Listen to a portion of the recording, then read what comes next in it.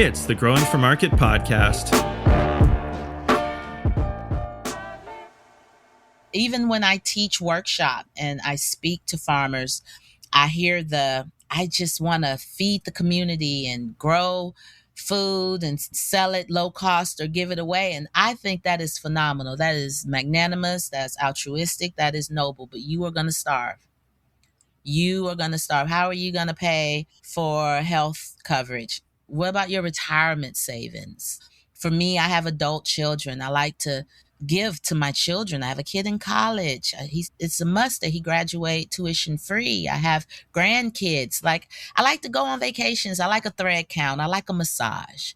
I'm biased. I feel farmers, if you're out there and you're taking care of your community and you're growing intentionally and nurturing the nature that you've been fortunate to steward, if you are indeed land-based, or even if you're in the nursery, wherever you are, I feel if you're taking care of others, you deserve to be taken care of as well. It's a term, redundancy, which means reciprocal love.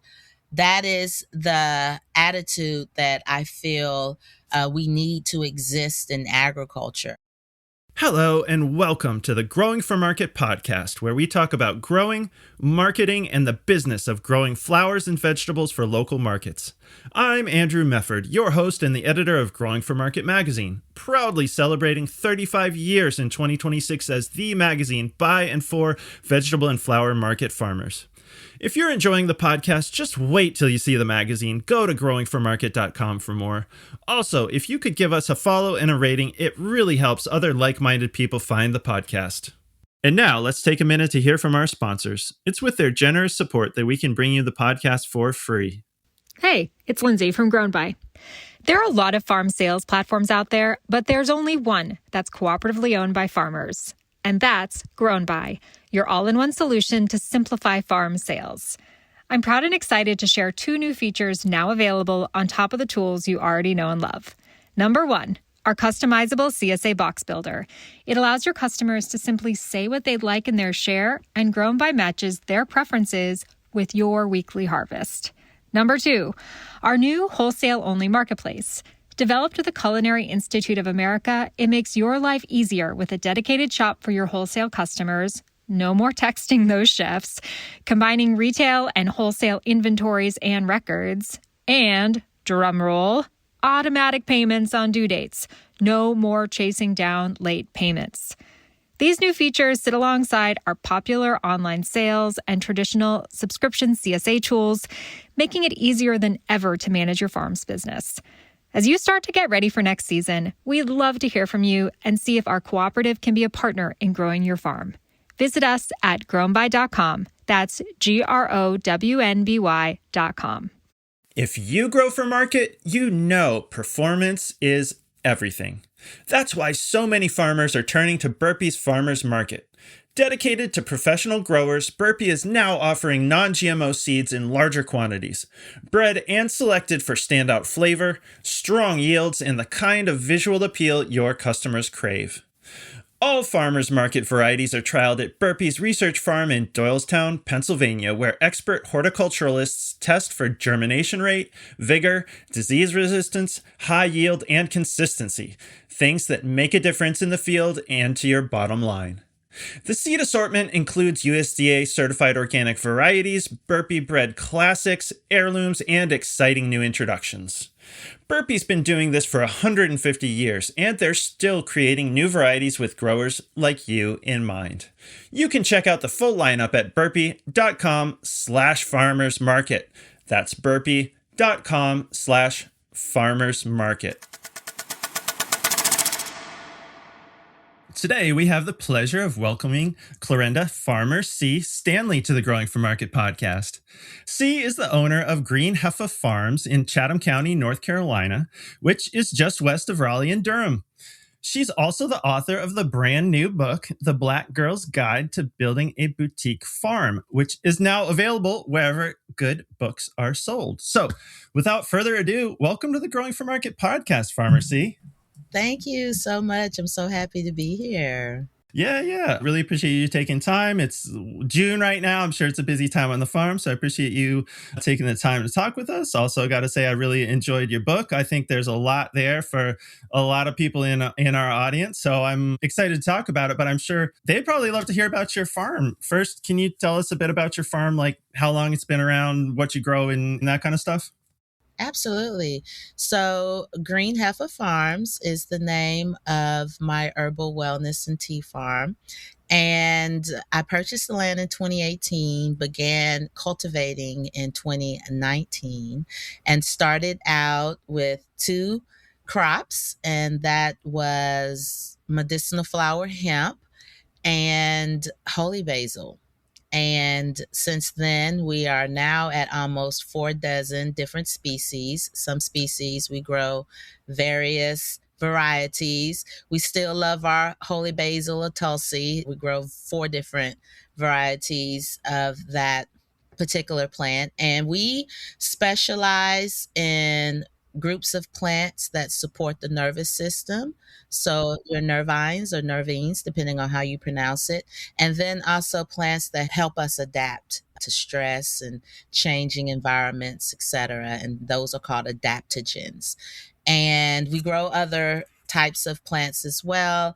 And most of our plants are plants that can be used as teas, but we grow at a quality that we have plants that you are able to use for whatever your wellness need is, as long as it's appropriate for that plant. So, our customers are wellness enthusiasts, tea lovers, herbalists, and we specialize in helping our customers have a well stocked home apothecary. So, it's a little bit about our farm. Well, okay. And so, with producing all that, where do you sell all that stuff? Yes. So we were selling in retail stores, specializing in independent grocery stores and co ops. And then we've always sold for our website. We made the decision about a year and a half ago of pulling out of stores because our direct to consumer demand was such that we are able to really build our e-commerce capacity. And so we sell online. We do have an option where our customers, who we call our besties, are able to opt for on farm pickup. So, for local people or people who are going to be in the area, they can also come to the farm, make an appointment, and come to the farm and pick up their products. Okay, cool. Well, that's great that you've been able to switch all to direct sales. I mean, Yeah. right? I mean, I would think you get a better margin that way. Is that right? You cut out the middle people for sure. And it also allows us to really put the intention behind our products. We found that when we were in stores and they're placing their MOQs or their required amounts, and such large amounts, you start turning into these little robots and everything is automated. And we pride ourselves in really putting our intention and energy into every single product that we create. We still write handwritten thank you notes, and it's really about having an actual relationship with our customers, because I'm a herbalist as well, and I believe that it is important to have that connection and relation with the person that is providing your herbs and your plant medicine.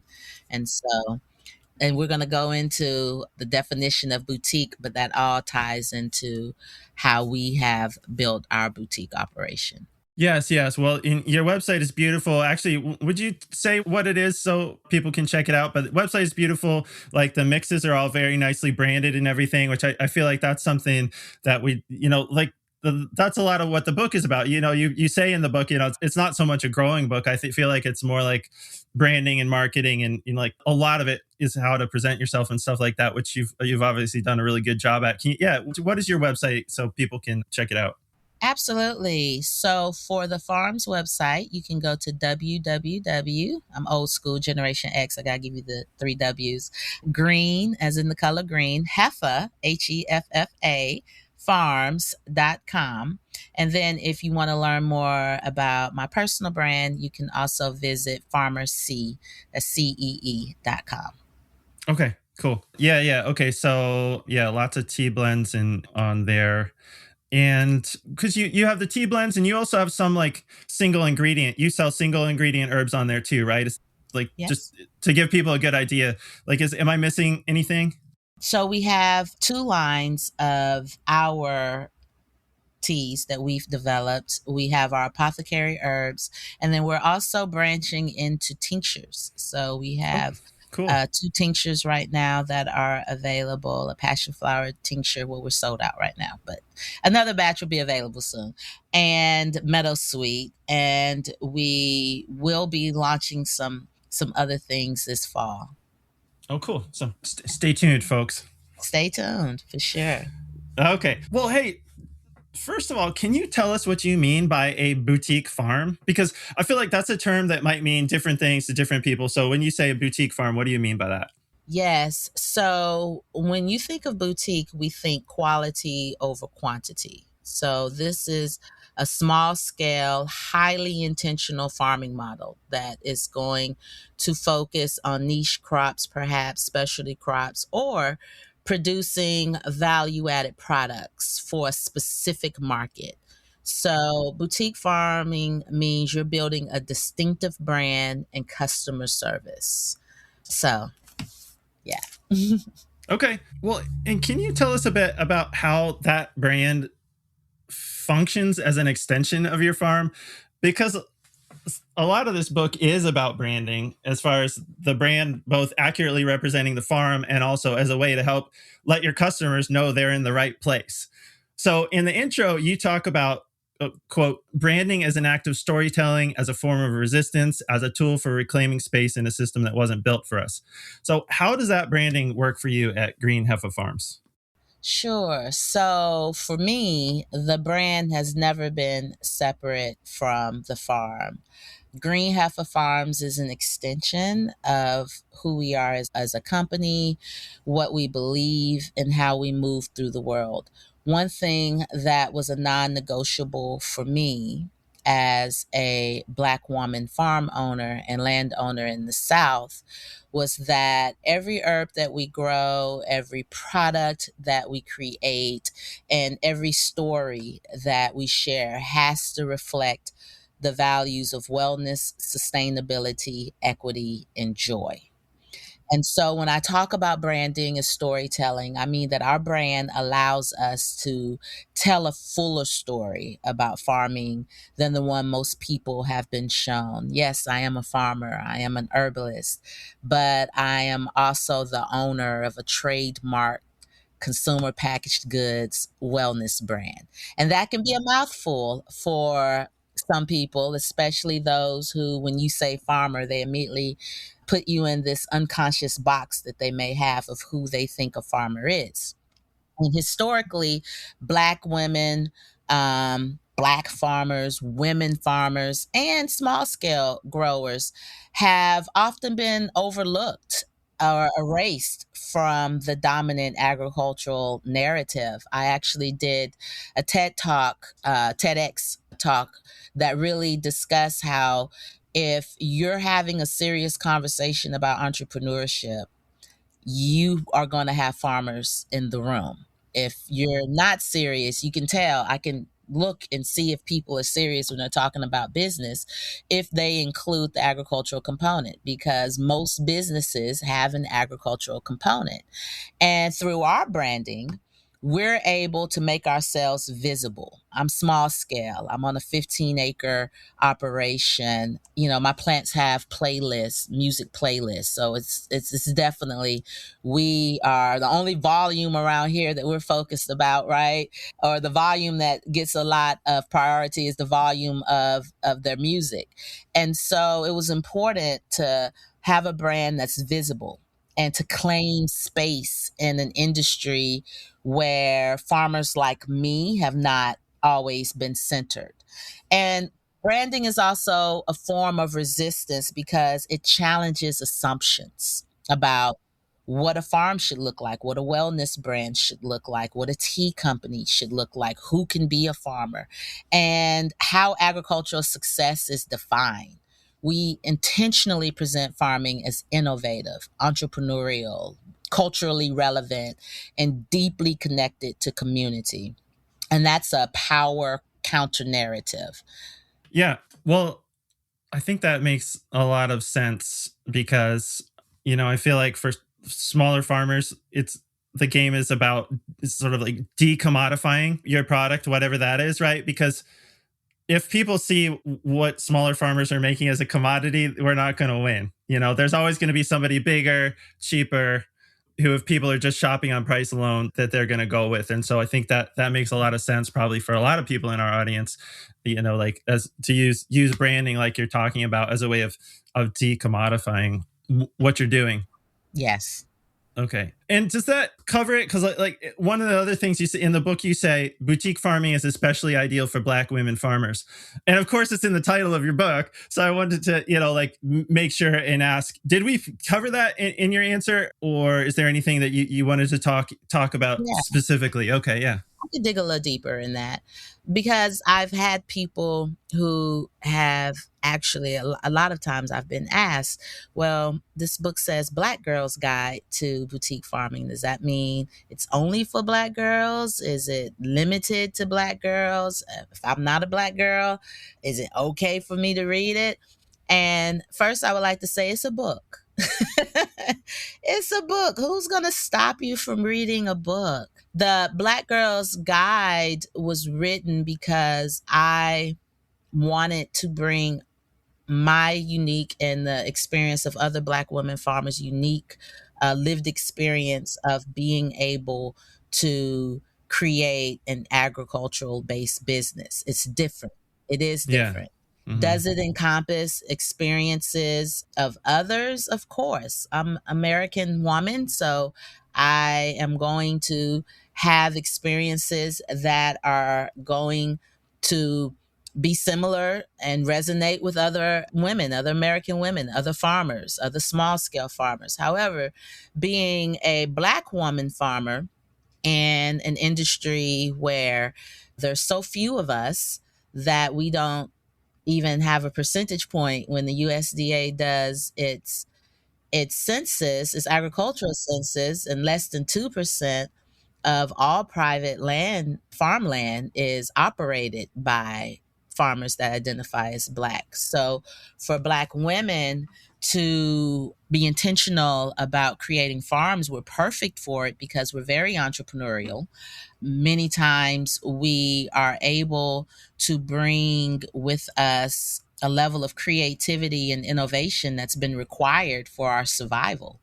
And so being able to bring those skills into an arena where you are also able to have a positive impact on the well-being of our planet. And so in writing this book and in creating this resource, I really hoped that Black women would feel even more equipped to be able to undertake such an effort, especially at a time when you have so many Black women that have been let go from the workforce. You have a lot of women, depends on which data source you read, but anywhere from 300,000 to 600,000 plus of Black women that have in relatively short time been fired, terminated, released, however you want to put it. So you have this wealth of talent that is available, and looking at where agriculture is in our country, where we can still consider ourselves one of the wealthiest countries, but yet we have not been able to figure out how to ensure that we have more level planting fields. And also at a time in our country when we have global actions that are being had that are impacting supply networks, and domestic production has to be a priority. Why are we importing lemon balm and peppermint? I don't understand it. So there's the opportunities that exist as well. And I feel that having so many Black women at, many maybe like I am, who I had a successful career. I had built a reputation and won the awards and the accolades. And I also had to make a decision for my well being as well, and that is what led me to create Green Heffa Farms. And so wanting to equip them with the resources that speaks specifically to them and to anyone else who feels that they can learn from a Black woman's experience. So that's who the book is for. Anyone who feels that they can learn from my experience in building Green Heffa Farms. Yeah. Okay. Well, yeah, because it's a beautiful book. There's a lot of you in the book, definitely, but I'd say it is a really good guide for anyone looking to, figure out how to brand their farm. And now let's take a minute to hear from our sponsors. It's with their generous support that we can bring you the podcast for free. Today's episode of the Growing for Market podcast is brought to you by BCS America.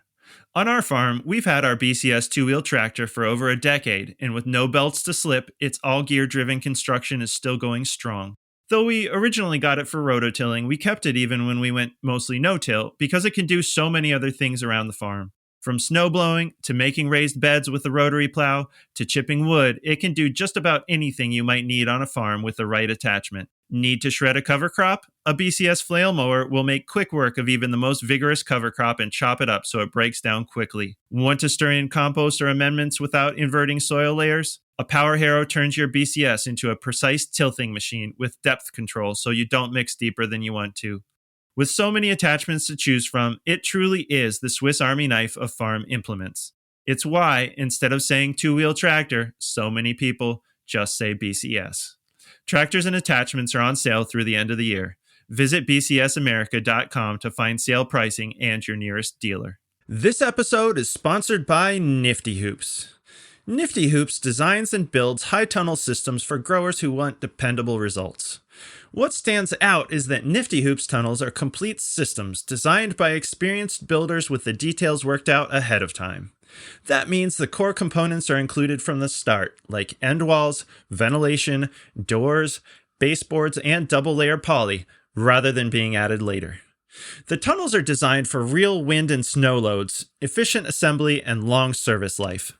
You can choose a self-build kit with guidance from written manuals and videos, or a community build where Nifty Hoops works alongside you and the project gets completed in one day. Nifty Hoops has built more than 1,500 hoop houses across the country, including many funded through the NRCS High Tunnel Initiative.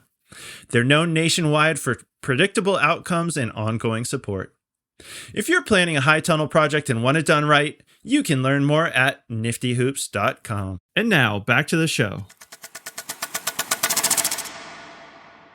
Those are some really good points you make. I was really surprised. We actually had a woman on who has a herbal cooperative up here in Maine. Okay. And she was telling me that a lot of the herbs are something like 80% of a lot of the most popular herbs are imported. And for sure. I had no idea. They're imported. They sit on cargo ships for long lengths of time sometimes.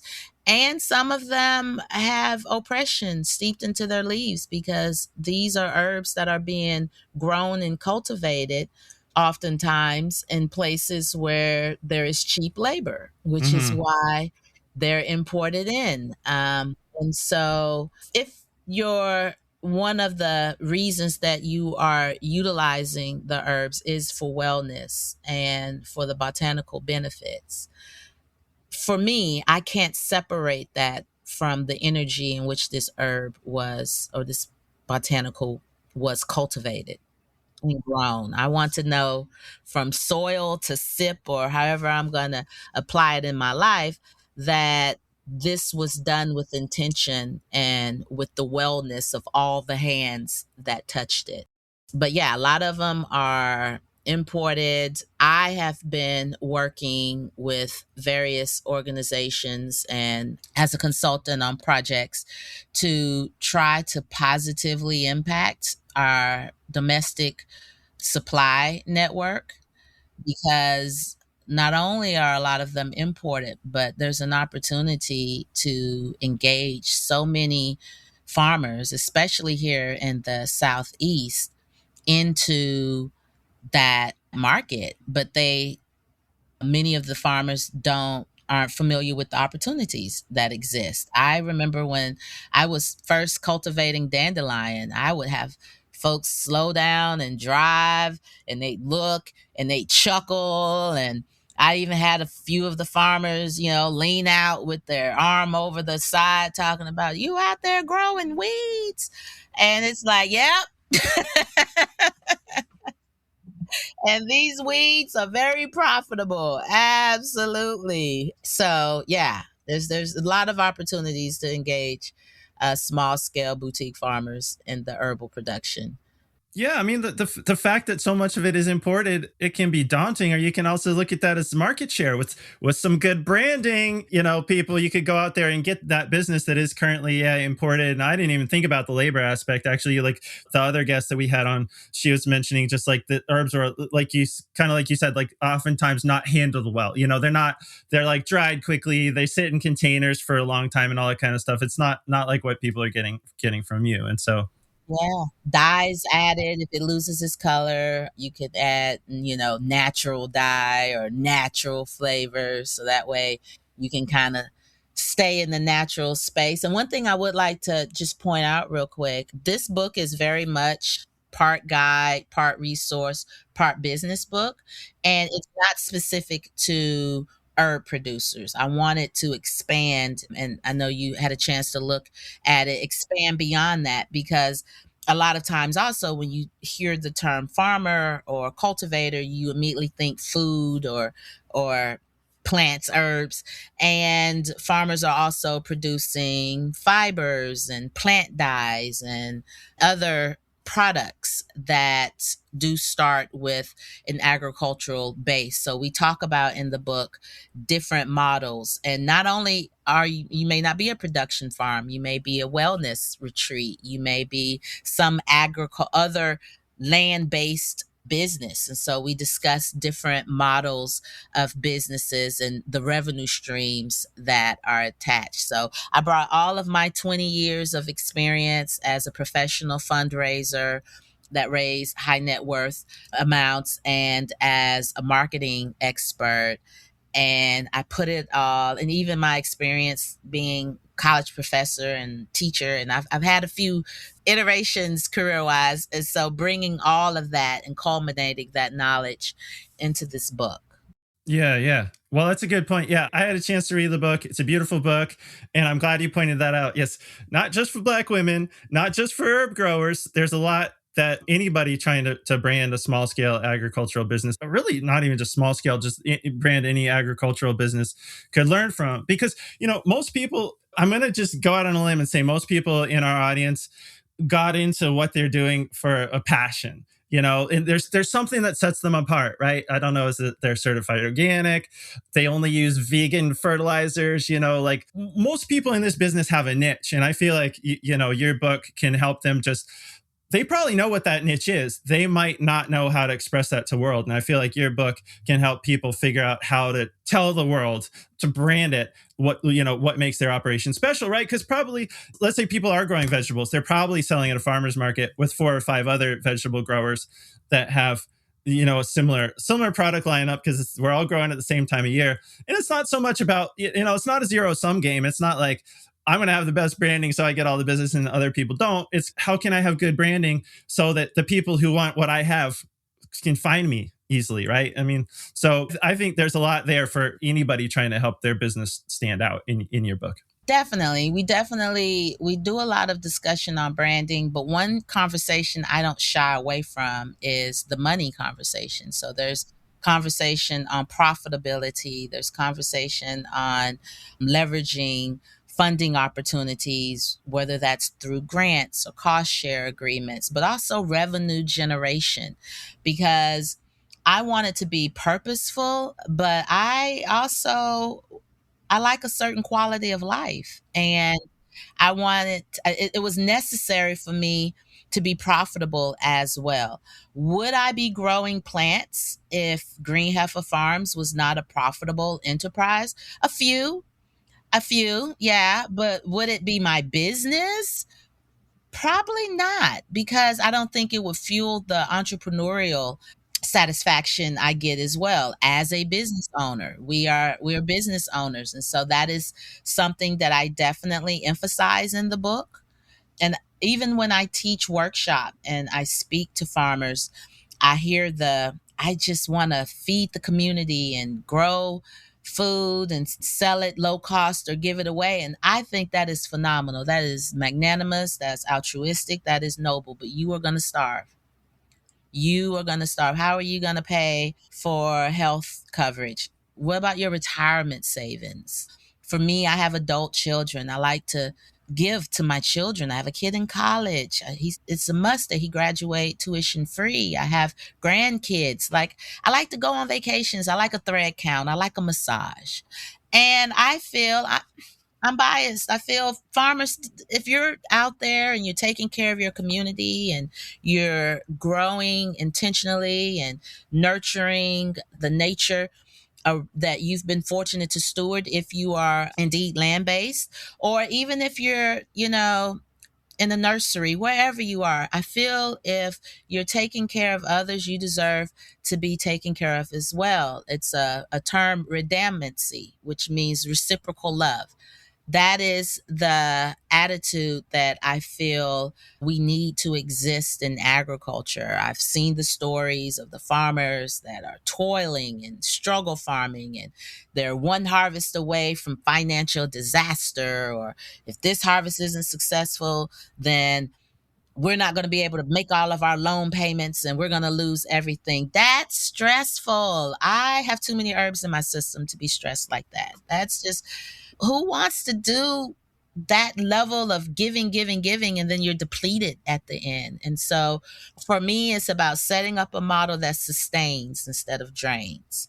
And so we go into talking about the money. I'm talking about your personal financial position and discussing how to build business credit and credibility and how to find the funds. My model here at Green Heffa Farms is we grow slow so we don't owe.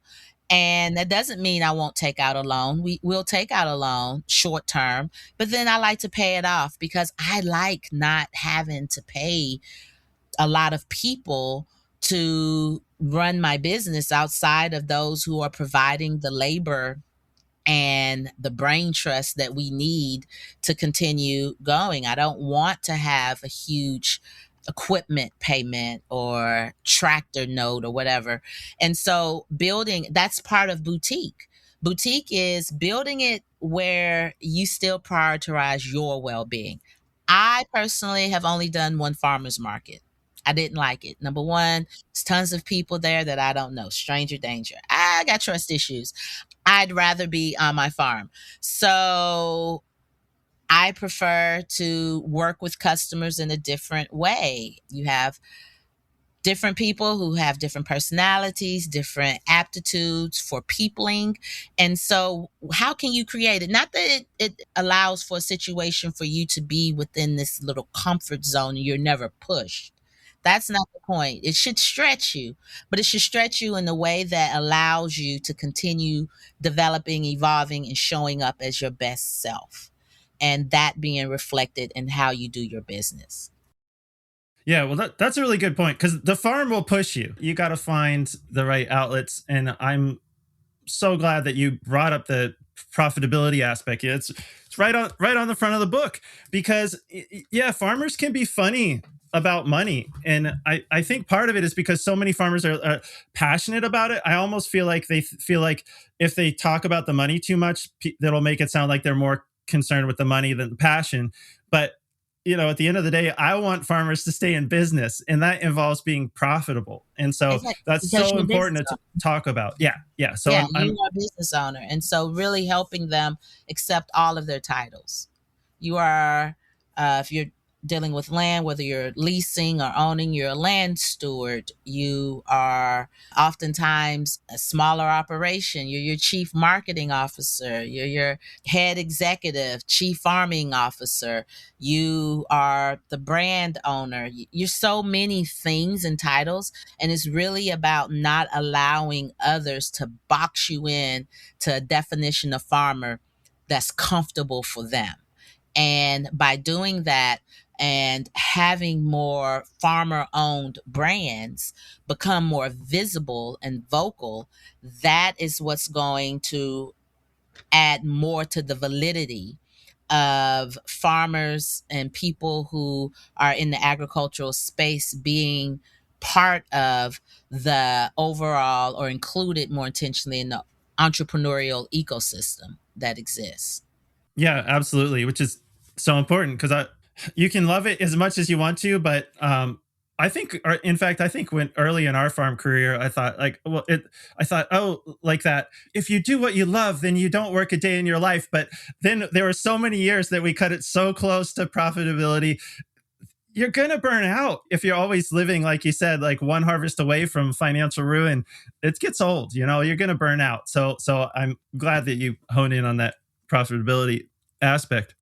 And then I just want to add one thing. Also, the option of, one of the things I discuss in the book is the importance of intellectual property, because that's not a conversation you hear in many rooms. And I discuss why it was important for us to become a certified B Corp and why we trademarked our name and, the conversation about UPC codes and things like that.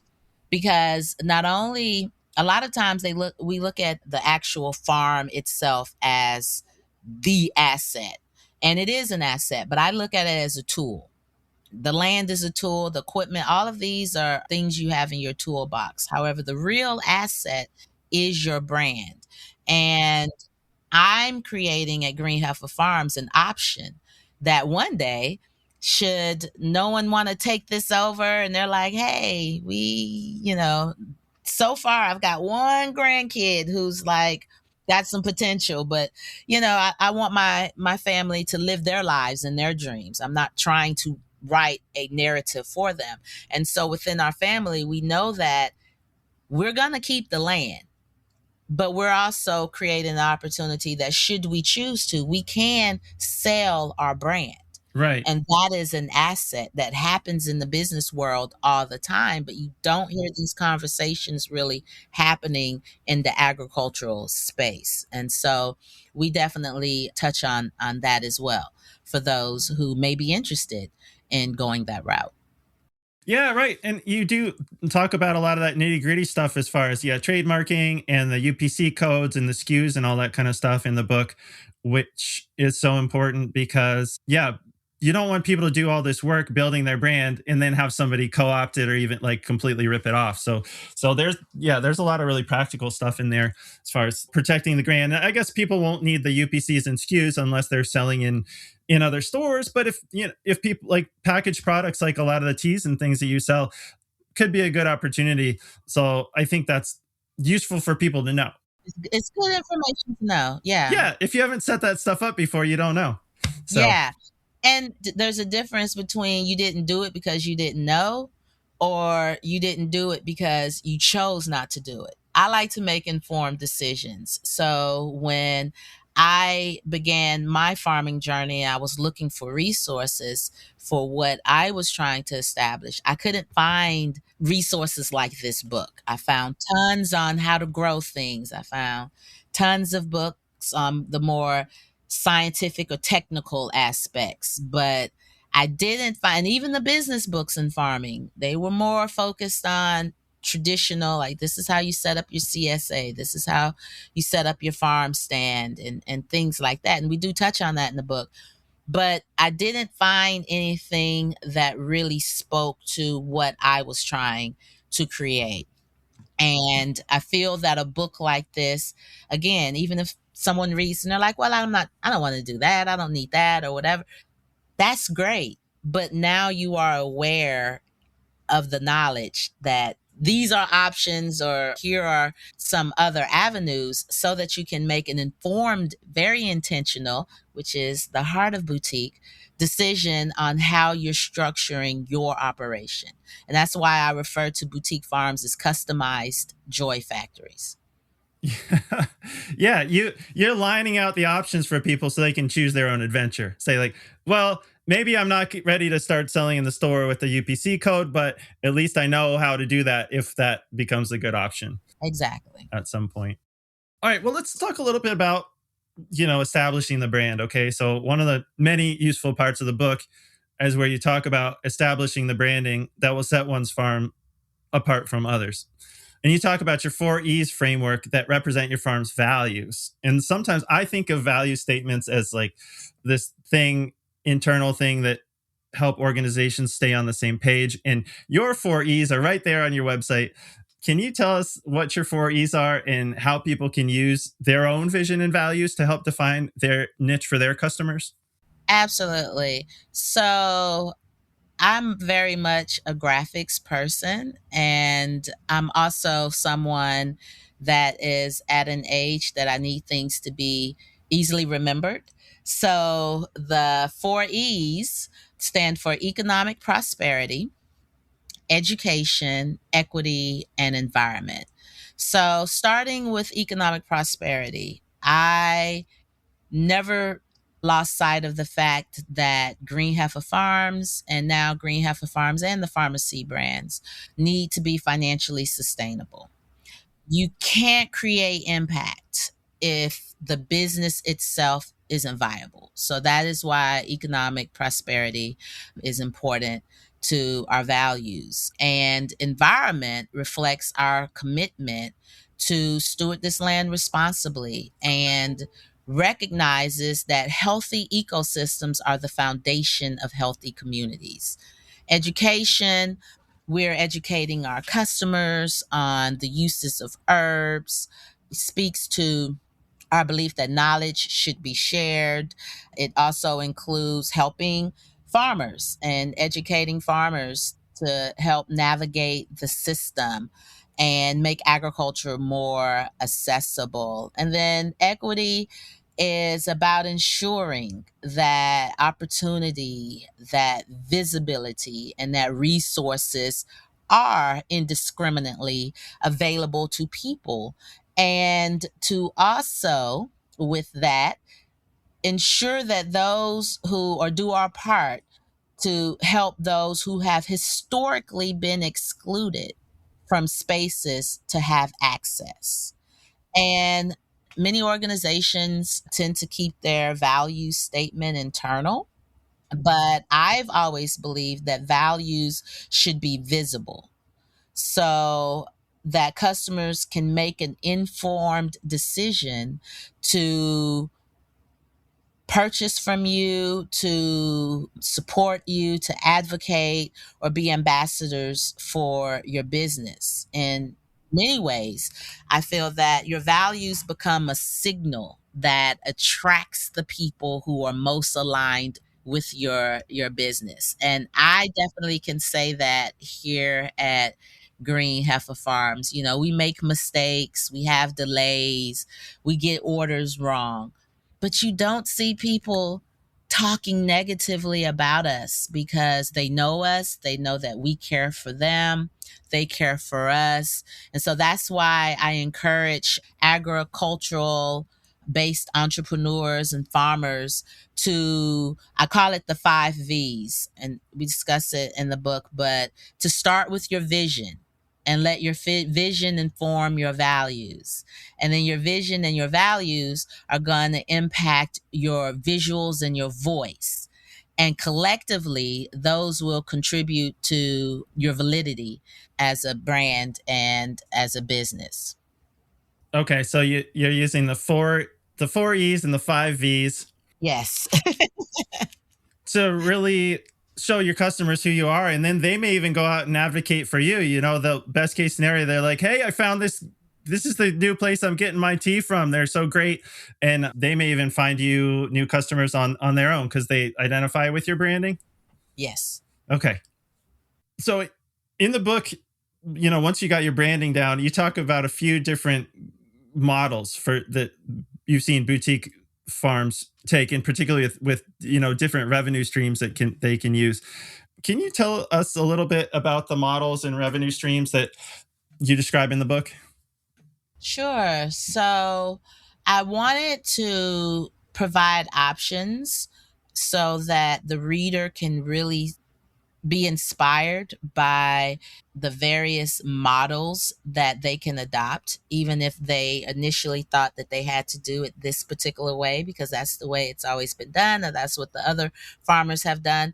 And so we talk about, for example, someone who may want to have a healing farm and incorporate horticultural therapeutic practices. So they're not necessarily producing to create a product, but they're more providing a service and what that may look like. And that could also incorporate a revenue stream, one on one consultations with customers. It could incorporate focusing on customized only products. We talk about if you were to have, whether it's a flower farm, a fiber farm, a wellness retreat where people may come, and it's more of an agritourism opportunity or experience where people come and they experience your farm, whether an Airbnb kind of model. You see the glamping tents and small tiny houses and different things where people are coming into the farm for an experience. So showing the options with, you can generate revenues from products. You can generate revenues from providing services, consultations, venue space.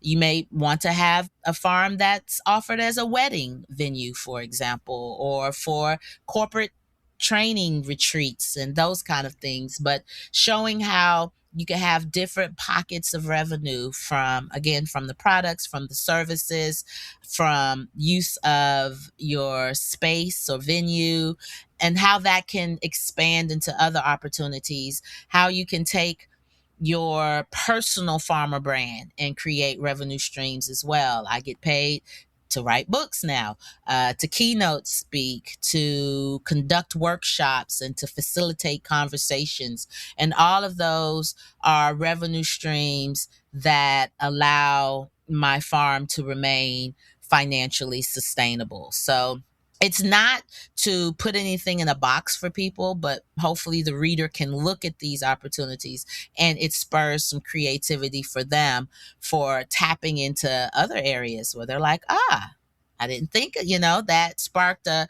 idea for how we can generate more revenues here at our own operation. Yeah. All right. See, I think you've been really generous with your time.